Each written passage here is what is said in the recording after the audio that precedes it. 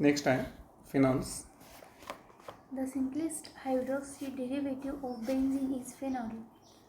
फिनॉलला जर डिफाईन करायचं असेल तर हे सिम्पलेस्ट हायड्रॉक्सी डेरिव्हेटिव्ह आहे बेंझिनचे, कारण बेंझिनची रिंगला या ठिकाणी काय अटॅच असतं, OH अटॅच असतं. It is its common name and also an accepted IUPAC name. आता मुळात फिनॉल हे नाव कॉमन नेम आहे, पण IUPACनं जसंचं तसं त्याला स्वीकारलेलं आहे. As structure of phenol involves a benzene ring, in its substituted compounds the terms ortho 1, 2 disubstituted, meta 1, 3 disubstituted and para 1, 4 disubstituted are often used in the common names. आता common नेममध्ये तुम्हाला माहीत आहे की जर डाय सबस्टिट्यूटची पोझिशन 1 and 2 असेल तर त्याला आपण काय म्हणणार, ऑर्थो.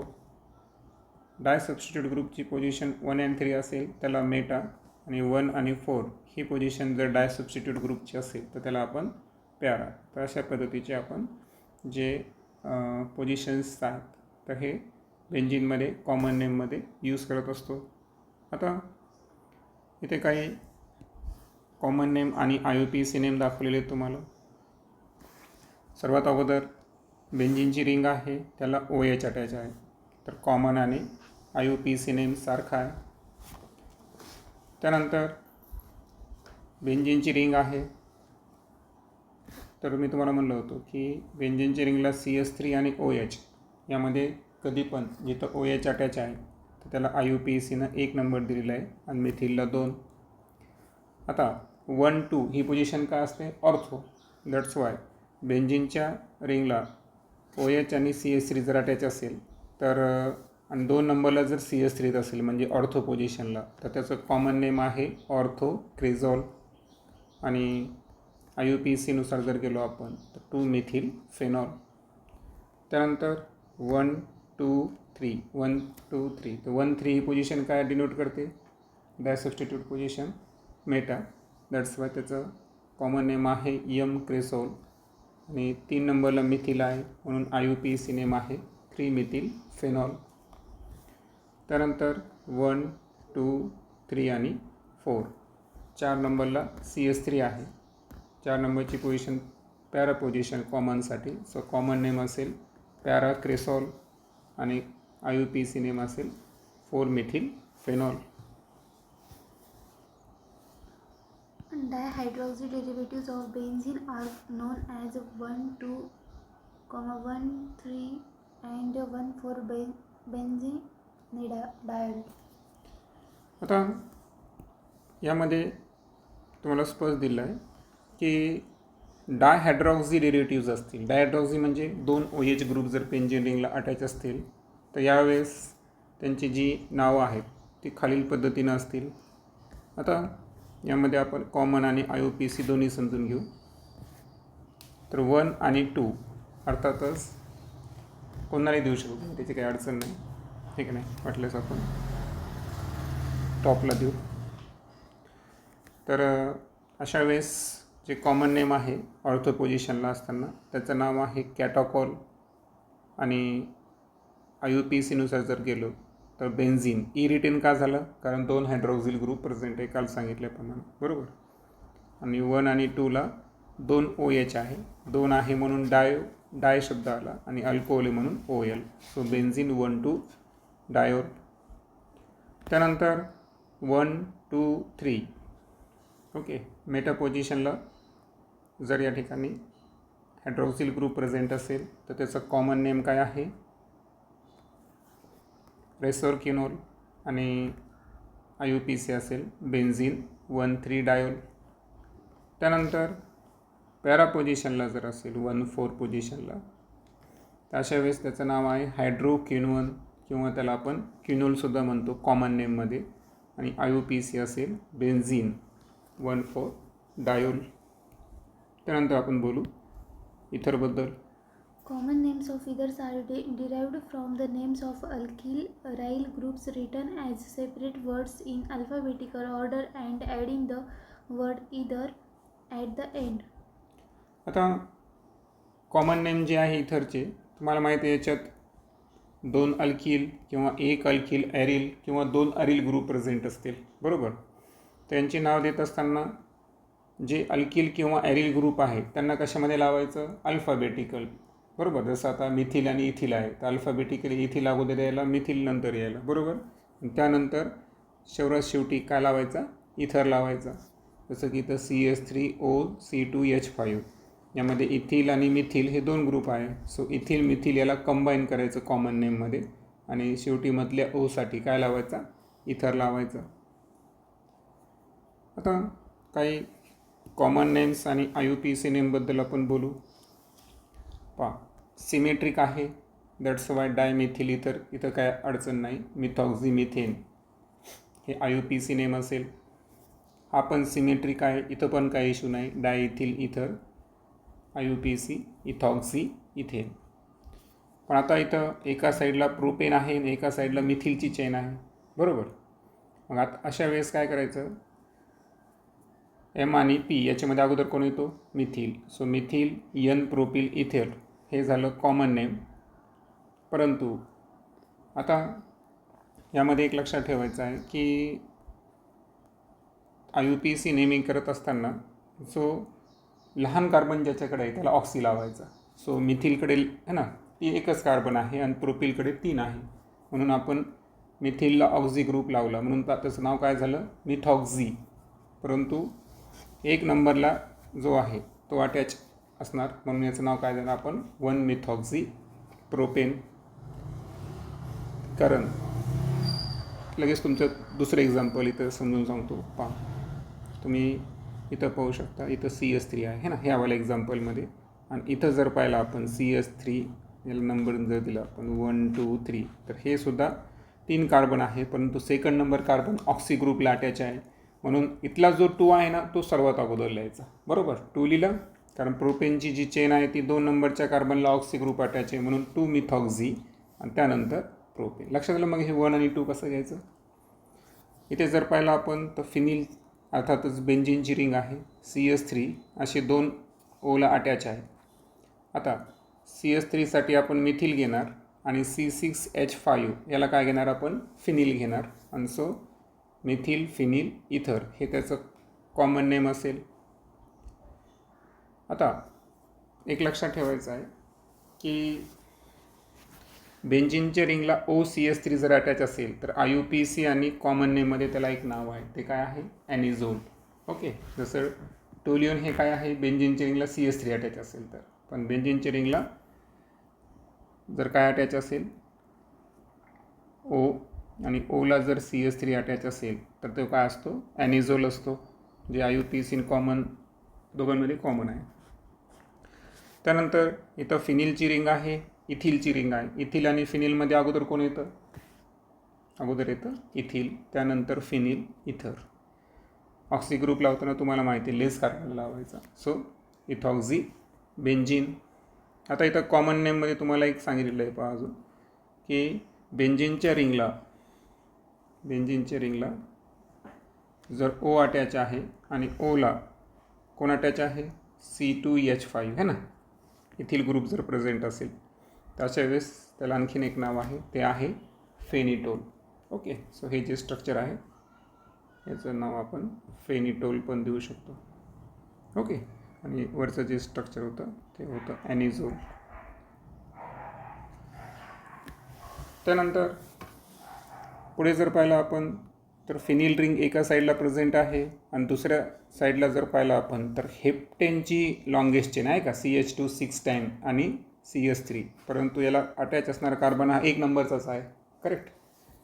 आणि म्हणून 7 कार्बनमध्ये हेप्टिल होतं आणि 6 कार्बनमध्ये फिनिल होतं.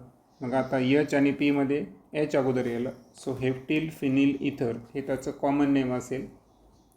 परंतु आता लक्षात घ्या 7 आणि 6 यामध्ये 6 कार्बन कमी आहेत ना, मग लेस नंबरला ऑक्सी लावायचं म्हणून फिनॉक्झी लावला. पण फिनॉक्झी हेप्टेनच्या 1 नंबरच्या कार्बनला अटॅच ऑक्सी ग्रुप म्हणून 1-फिनॉक्झी हेप्टेन.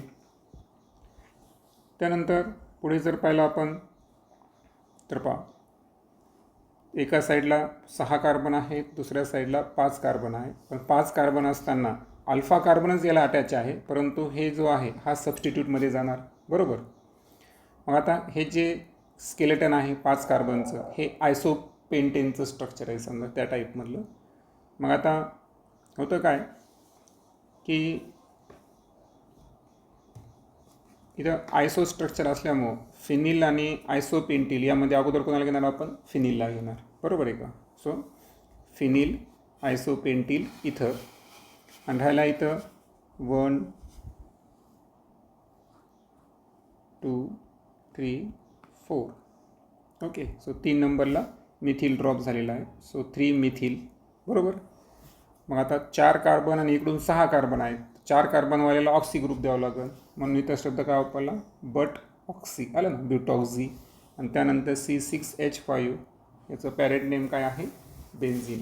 सो याचं पूर्ण नाव काय होईल, 3 मिथिल ब्युटॉक्झी बेन्झिन. क्लिअर. त्यानंतर इथं जर पाहिलं आपण तर CS3 एका साईडला आहे, आहे का. आणि इथं जर पाहिलं तर मध्ये CH2 आहे आणि पुन्हा OCS3 आहे. म्हणजे याचा अर्थ ऑक्सी ग्रुप किती वेळेस आला या ठिकाणी, 2 वेळेस आला. आता 2 वेळेस असल्यामुळे काय करायचं, हा ऑक्सी ग्रुप आणि हा ऑक्सी ग्रुप, हे 2 ऑक्सी ग्रुप 2 कार्बनच्या सिंगल बॉन्डला अटॅच आहेत. सो इथं जर पाहिलं आपण तर याला 1 नंबर द्यायचा, याला 2 नंबर द्यायचा. 1 नंबरला पण मिथॉक्झी आहे, 2 नंबरला पण मिथॉक्झी आहे. सो 1 2 डायमिथॉक्झी. आणि CH2 मध्ये सिंगल बॉन्ड जर असेल तर त्याचं पॅरेंट नेम काय आहे, इथेन. पुढे जर पाहिलं आपण तर आता हे सायक्लोहेक्झेनचं स्ट्रक्चर दिसेल तुम्हाला, परंतु या सायक्लोहेक्झेनमध्ये जर पाहिलं आपण तर जसं की याला 1, याला 2 अशी नावं दिलं आपण, तर काय व्हायला बरं, 1 नंबरचा जो कार्बन आहे सायक्लोहेक्झेनचा त्याला 2 मिथिल अटॅच आहेत, बरोबर. So 1 dimethyl. 2 नंबरच्या कार्बनला काय प्रेझेंट आहे, OC2H5 म्हणजे इथॉक्झी ग्रुप आहे. आणि म्हणून आता एक लक्षात घ्या की इथं डाय शब्द जो आहे हा विचारात घ्यायचा आहे का, नाही. इथं आयसो विचारात घेतला आपण, आयसोवाला घ्यायचं, पण डाय ट्रायवायला घ्यायचं नाही. सो M आणि E यामध्ये अगोदर कोण येणार, E येणार. सो इथॉक्झी ग्रुप 2 नंबरला आहे म्हणून 2 इथॉक्झी. 1 नंबरला CH3 अटॅच आहे 2, म्हणून 1 डायमिथिल. आणि पॅरेंट जी रिंग आहे ती कशाची आहे, सायक्लोहेक्झेन. Next. If both the alkyl groups are the same, the prefix di is added before the alkyl group. आता इथं सांगितलं की दोन्ही अल्किल ग्रुप जर कसे असतील, सेम असतील, तर अशा वेळेस प्रिफिक्स काय वापरायचं, आपल्याला डाय वापरायचं आहे. जसं की एक्झाम्पल इथं C2H5 दोनदा इथिल आला म्हणून शब्द का वापरला, डाय इथिल इथर. According to IUPAC system nomenclature, ethers are regarded as hydrocarbon derivatives in which a hydrogen atom is replaced by an or OR or OAR group, where R and AR present alkyl and aryl groups respectively. आता तुम्हाला काल पण आपण डेफिनेशनमध्ये सांगितलं होतं की इथर जे आहेत हे ॲक्च्युअल हायड्रोकार्बनच आहेत. आणि हायड्रोकार्बन डेरिव्हेटिव्ज असताना हायड्रोजन ॲटमला कोण रिप्लेस करायचं, कोण करायला, OR ग्रुप. OR म्हणजे कोणता, ॲलॉक्झी. आणि OAR म्हणजे ॲरिलॉक्झी, बरोबर. आणि यामध्ये जे R आहे तो अल्किल ग्रुप असतो, AR जो आहे तो ॲरिल ग्रुप असतो. The larger R group is chosen as the parent hydrocarbon. आता IUPACमध्ये आपण समजून घेतलं की ज्याच्याकडे जास्त कार्बन आहेत तर त्याला काय करायचा, पॅरेंट हायड्रोकार्बन करायचा, आणि ज्याच्याकडे कमी आहे त्याला ऑक्सी नाव लावायचं. The name of a few ethers are given as example in table 11.2. Okay. आता काही एक्झाम्पल 11.11 दिलेले आपल्याला सॉल्व करून येतं. तर याच्यामध्ये तुम्हालाही माहीत आहे की इथं क्लोरीन पण आहे आणि OH पण आहे, परंतु अल्कोहोलला आपण कधी पण काय देतो, 1 नंबर देतो. सो इथं नॉमेनक्लेचर कसं येईल, 1 2 3 4 5. मग आता 2 आणि 3ला आपण काय ड्रॉप केलं, मिथिल. 4 नंबरला कोण ड्रॉप केला, क्लोरीन. मिथिल आणि क्लोरो याच्यामध्ये अगोदर कोण येतो, क्लोरो येतो. सो 4 क्लोरो 2 3 डायमिथिल, 5 कार्बन आहे आणि 1 नंबरला अल्कोहोल आहे म्हणून पेंटेन 1 ऑल. सेकंड स्ट्रक्चरमध्ये जर पाहिलं आपण तर पहा इथं इथिल ग्रुप प्रेझेंट आहे आणि इकडं प्रोपिल आहे, आयसोप्रोपिल सारखं म्हणू आपण त्याला. परंतु यामध्ये जर पाहिलं तर 1 2 3 2 नंबरला इथॉक्झी ग्रुप अटॅच आहे म्हणून इथं काय म्हणायचं 2 इथॉक्झी आणि पॅरेंट जी चेन आहे ती कशाची आहे, प्रोपेन है ना. तिसऱ्या एक्झाम्पलमध्ये जर पाहिलं आपण तर आपल्याला बेंझिनच्या रिंगला OH अटॅच दाखवला आहे, बरोबर आहे का. मग आता इथं आपण OHला नंबर देऊ 1. आता CS3 इकडून पण 2 नंबर यायला, इकडून पण 2 नंबर म्हणजे क्लॉकवाईज द्या का अँटी क्लॉकवाईज द्या, काही फरक पडणार आहे का, नाही. सो मी क्लॉकवाईज देतो 1 2 3 4 5 6. मिथिल ग्रुप 2 आणि 6 2 आणि 6 अशा 2 पोझिशनला ड्रॉप व्हायला म्हणून 2 6 2 मिथिल ड्रॉप व्हायले म्हणून डायमिथिल आणि पॅरेंट हायड्रोकार्बन कोणता आहे, फेनॉल. त्यानंतर इथे जर पाहिलं आपण तर नायट्रो ग्रुप पण प्रेझेंट आहे आणि इथॉक्झी ग्रुप पण प्रेझेंट आहे, पण आपण 1 नंबर कोणाला द्यायचा, इथॉक्झी ग्रुपलाच द्यायचा. सो 1 आणि 2. सो आता इथॉक्झी आणि नायट्रो यामध्ये अल्फाबेटिकली इथॉक्झी अगोदर येतो म्हणून 1 इथॉक्झी 2 नायट्रो, पॅरेंट हायड्रोकार्बन कोणता आहे, सायक्लोहेक्झेन. त्यानंतर आहे structure of functional group. In alcohols, the oxygen of a OH group is attached to carbon by a sigma bond formed by the overlap of a sp3 hybridized orbital of a carbon with a sp3 hybridized orbital of a oxygen. आता अल्कोहोलमध्ये जर पाहिलं आपण तर oxygen of the OH group है ना, OH group म्हणला जो oxygen आहे तर हा ॲक्च्युअल कार्बनला अटॅच होतो. कार्बन अटॅच होत असताना तिथं सिंगल बॉन्ड म्हणजे तिथं कोणता बॉन्ड प्रेझेंट आहे, सिग्मा बॉन्ड आहे. आता ज्या कार्बनला तो अटॅच होत आहे त्या कार्बनचं हायब्रिडायझेशन कोणतं आहे, sp3. यासोबत तो फुल्ली ओव्हरलॅप होऊन त्या ठिकाणी सिग्मा बॉन्ड तयार करतो आणि हे सिग्मा बॉन्ड तयार करत असताना ऑक्सिजनचा सुद्धा कोणता असतो ऑर्बिटल, sp3 असतं. म्हणजे याचा अर्थ कार्बन पण sp3 आणि ओके वाटल्यास आपण इथं मेन्शन करू की हा जो कार्बन आहे ॲक्च्युअल तुमच्या लक्षात आलं असेल की हा sp3 हायब्रिडाइज आहे आणि ऑक्सिजन जो आहे हा सुद्धा sp3 हायब्रिडाइज आहे.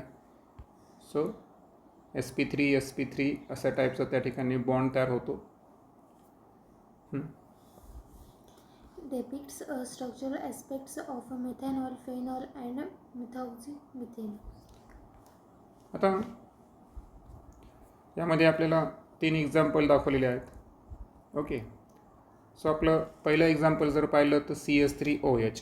याचं वैशिष्ट्य जर पाहिलं आपण तर तुमच्या लक्षात आलं असेल की जी OH बॉन्ड लेंथ आहे ती किती आहे, 96 पिकोमीटर आहे आणि बॉन्ड लेंथ जितकी कमी तितका बॉन्ड काय असतो, स्ट्रॉंग असतो. दॅट्स वाय जे हायड्रोजन बॉन्ड असतात ना ते खूप स्ट्रॉंगर बॉन्ड असतात. ओके, पुढे आपल्याला मेन्शन होणारच आहे.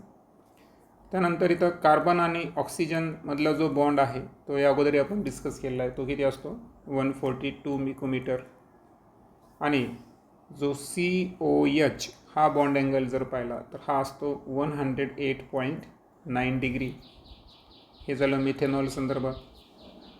फिनिल संदर्भात जर घेतला आपण तर यामध्ये पहा बेंझिनची रिंग आहे आणि बेंझिन आणि ऑक्सिजन यामधला जो बॉन्ड आहे म्हणजे CO हा बॉन्ड 136 पिकोमीटरचा आहे. इथं बॉन्ड लेंथ काय झाली बरं, कमी झाली. आणि तुम्हाला आठवत असेल की इथं आपल्याला माहिती आहे की पार्शियल डबल बॉन्ड कॅरेक्टर्स जे आहेत तो आपण पाहिला होता है ना, रेझोनन्स इफेक्ट. इथे मात्र जवळपास अँगल सारखाच आहे. इथं जर पाहिलं आपण COH हा बॉन्ड अँगल फिनॉलमध्ये 109 डिग्री ऑलमोस्ट तेवढाच आहे, समजा फक्त 0.1 वाढलेला आहे.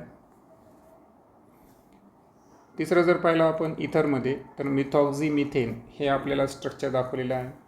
आता यामध्ये तुम्हाला माहिती आहे दोन्ही साईडला कोण असतात, ॲरिल किंवा अल्किल असतात ना, ॲलिफॅटिक वगैरे असतात ऑक्सिजनच्या मध्ये. आणि इथं बॉन्ड अँगल आपण कोणता घेणार, COC बॉन्ड अँगल. तो आहे 111.7 डिग्री. मात्र बॉन्ड लेंथ जी आहे ती आहे 141 पिकोमीटर. सो ओव्हरऑल तुमच्या सर्व गोष्टी लक्षात आल्या असेल.